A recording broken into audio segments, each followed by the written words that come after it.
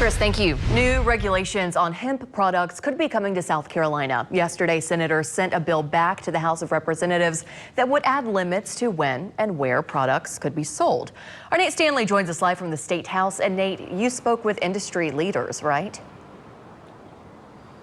I did just a short time ago, and they tell me they were surprised by some of the amendments that were added on the Senate side. They say moves like that could put some folks out of business.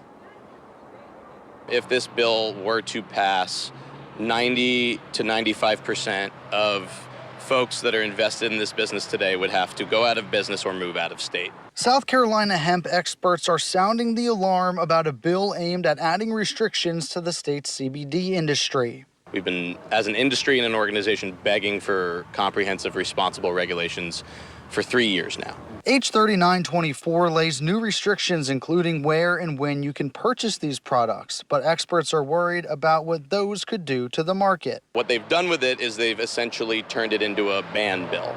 They've taken the industry, cut it down by about 90%, and they have handed it over to special interests. The bill approves hemp drinks up to 10 milligrams and would let gummy products be sold at liquor stores only. Drinks between 1 and 5 milligrams would have to be sold behind the counter at locations with beer and wine licenses. Restricting these products to liquor and beer and wine stores only is a move Pure Remedy CBD owner Jody Luke says could put her out of business. You know, we started this business as a health and wellness business, and that's what we continue to maintain throughout. So I'm worried about my consumers. I'm also worried about my employees. And could do more harm than good. I have had people come into the store and say, well, I guess we'll just have to go back to the black market, or they order products online. And if they are ordering online, some of those are legitimate products, but some of them aren't. And there are bad products out there, products that aren't tested.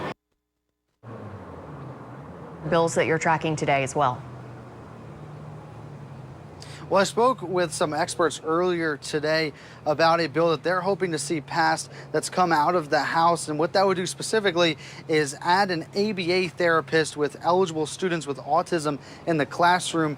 The proponents of that bill say that therapist would be able to help students with things like social skills as well as understanding classroom material on a more one-on-one basis. The bill right now is sitting in the Senate. Also today, the Senate and House ratified a bill that looks to drop down the statewide income tax. You can read about that right now on the WYFF4 website. Reporting in Columbia, Nate Stanley, WYFF News 4.